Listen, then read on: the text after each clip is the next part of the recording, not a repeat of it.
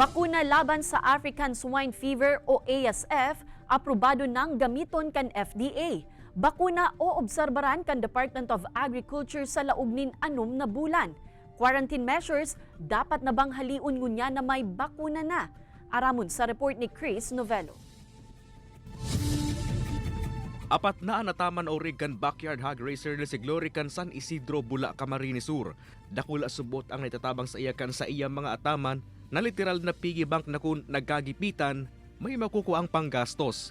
Malangani ngunya nakalasihan sa rusubot sa mga inian sa iyang ipapabakal. Pag pinabakal na yan, sir, kadakol kayan mababakal, pwedeng sa gamit kayo ng eskwela.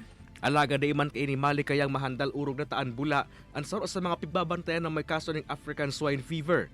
Alagad makakahangos na ning halawig ang mga backyard hog racer makaliis i-anunsyo kan Department of Agriculture na posibleng maging available na ang bakuna kontra ASF. Aprobado na kaya kan Philippine Food and Drugs Administration ang nasambitan ng bakuna. Posibleng sa bulan subot ning Setyembre maabot ang primerong batch kan mga bakuna na gagamiton kan na hensa sa laog ning 6 na bulan na monitoring. Siyempre matagal na natin yan inaasam talaga.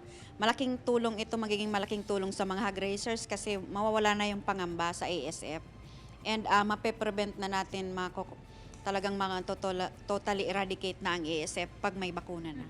Katakod kay ni matinirman giraray ang mahigot na quarantine measures urog na apwera sa ASF may iba pang helang sa hayop ang pigbabantayan kan ahensya arog kan Q fever.